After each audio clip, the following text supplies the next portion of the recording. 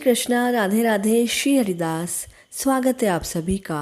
आप सभी को कार्तिक मास के आरंभ होने की अनेकों अनेक शुभकामनाएं। आज से परम पावन कार्तिक मास की शुरुआत हो रही है। कार्तिक मास बहुत ही पुण्य देने वाला होता है।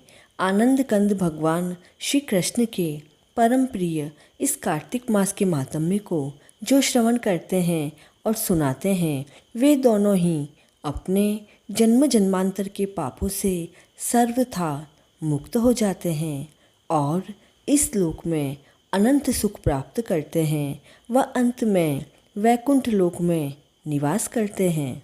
आज के इस प्रथम अध्याय में हम श्री कृष्ण भगवान और सत्यभामा जी के संवाद तथा कल्पवृक्ष की कथा का श्रवण करेंगे।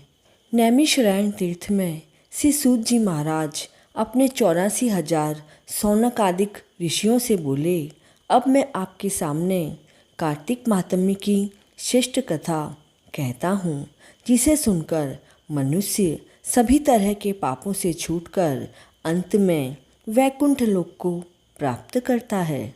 तब सूत जी कहने लगे, श्री कृष्ण से आज्ञा लेकर नारद जी के चले जाने पर सत्यभामा प्रसन्न होकर श्री कृष्ण से बोली, हे नाथ, मैं कृतार्थ भई, मेरा जीवन सफल हो गया। मेरे माता पिता भी धन्य हैं और मैं भी धन्य हूँ, जिन्होंने मुझे जैसी त्रिलोक सुंदरी को जन्म दिया, जो आपकी 16,000 रानियों में सबसे अधिक प्यारी महारानी बनी है। मैंने वह कल्पवृक्ष आदि पुरुष आपके साथ नारद जी को विधि विधान पूर्वक दान में दे दिया, जिसकी बात मृत्यु लोक में रहने वाले कोई भी मनुष्य तथा जीव जंतु नहीं जानते। आज वही कल्पवृक्ष मेरे आंगन में सदा लहराता है। हे स्वामिन, अब इस समय मैं आपकी प्रिय पत्नी हूँ, इसलिए अब मैं आपसे कुछ पूछना चाहती हूँ। यदि आप मुझसे प्रेम करते हैं तो विस्तार पूर्वक कहें, जिसे सुनकर मैं अपने हित के लिए कोई कार्य कर सकूं, जिसके करने से कल्प पर्यंत भी आप मुझसे विमुख न हो। सूत जी कहने लगे, सत्यभामा के ऐसे आश्चर्यपूर्ण वचनों को सुनकर श्री कृष्ण हंसते हुए विलास भावपूर्वक सत्यभामा की बाँह पकड़कर तथा अनुचरों को वहीं रोककर कल्पवृक्ष के नीचे चले गए और बोले, हे प्रिय, 16,000 स्त्रियों में से मुझे तुम अपने प्राणों के समान प्यारी हो। तुमसे ज़्यादा मुझे और कोई भी रानी प्रिय नहीं है। तुम्हारे लिए देवताओं और देवराज इंद्र से भी मैंने विरोध किया था। इस विषय में मैं तुमसे कुछ अद्भुत बात कहता हूँ, ध्यान से सुनो। हे सुलोचने, एक दिन मैं तुम्हारे साथ गरुड़ पर सवार होकर इंद्रलोक को गया। वहाँ जाकर मैंने इंद्र से कल्पवृक्ष मांगा। तब इंद्र के मना करने पर गरुड़ का इंद्र से घोर युद्ध हुआ। गोलोक में गौओं और गरुड़ के युद्ध में गरुड़ की चोंचों से गौओं के कान और पूंछ कटकर जो पृथ्वी पर गिरे, उनके कान से तंबाकू और पूंछ से गोभी तथा रुधिर बहा। उससे मेहंदी उत्पन्न हुई, जिसके सेवन करने से मोक्ष की प्राप्ति नहीं होती है। और गौओं के सींग से गरुड़ के 3 पंख पृथ्वी में गिर पड़े। इनसे नीलकंठ, मोर और चकवा चकवी उत्पन्न हुए, जिनके दर्शन मात्र से गरुड़ जी के दर्शन के बराबर फल प्राप्त होता है और मेरे लोक की प्राप्ति होती है। हे प्रिय, जब तुम्हें हर चीज़ में दे सकता हूँ, हर एक कार्य पूरा कर सकता हूँ और हर बात तुमसे कह सकता हूँ, तो क्या तुम्हारे आश्चर्यजनक प्रश्न का उत्तर नहीं दूंगा? हे प्रिय, तुम्हें जो भी पूछना है वह पूछो, मैं तुम्हें अवश्य बताऊंगा। यह सुनकर सत्यभामा बोली, हे नाथ, पूर्व जन्म में मेरा कैसा स्वभाव था?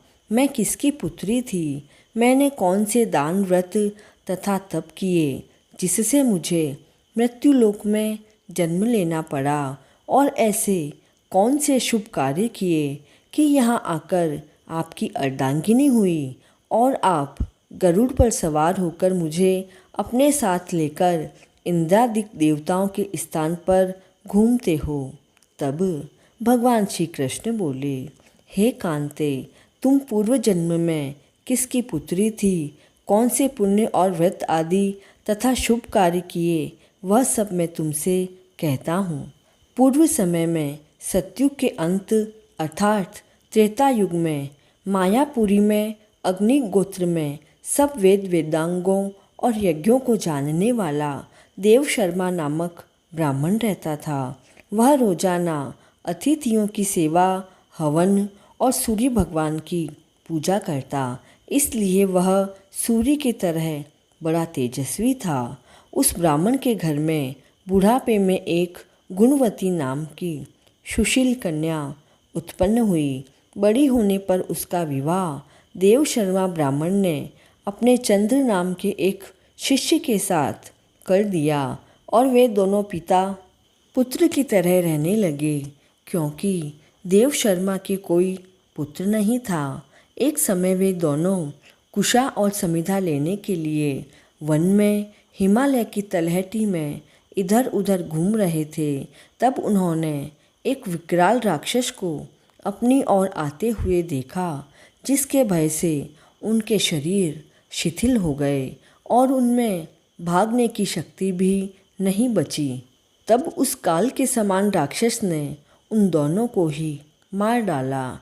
उस क्षेत्र के प्रभाव से तथा उनके धर्मात्मा होने के कारण मेरे पार्षद उन्हें वैकुंठ लोक ले गए, क्योंकि उन्होंने आजीवन सूर्यदेव की पूजा की। इसलिए मैं उन दोनों पर अति प्रसन्न था। शिव, सूर्य, गणेश जी, देवी और विष्णु की उपासना करने वाले सभी लोग स्वर्ग को प्राप्त करते हैं। जैसे वर्षा का जल समुद्र को प्राप्त करता है, मैं एक होता हुआ भी काल और कर्मों के भेद से 5 रूप में बट जाता हूँ। जैसे एक देवदत्त पिता, भ्राता, चाचा, भतीजा आदि कई नामों से बोला जाता है, परंतु देवदत्त तो वास्तव में एक ही है। जब वे दोनों विमान पर चढ़े हुए सूर्य के समान तेजस्वी रूपवान चंदन और माला को धारण किए हुए वैकुंठ में आए, तब मेरे ही पास दिव्य लोक में रहने लगे। कार्तिक मास मातम्य का पहला अध्याय पूर्ण हुआ।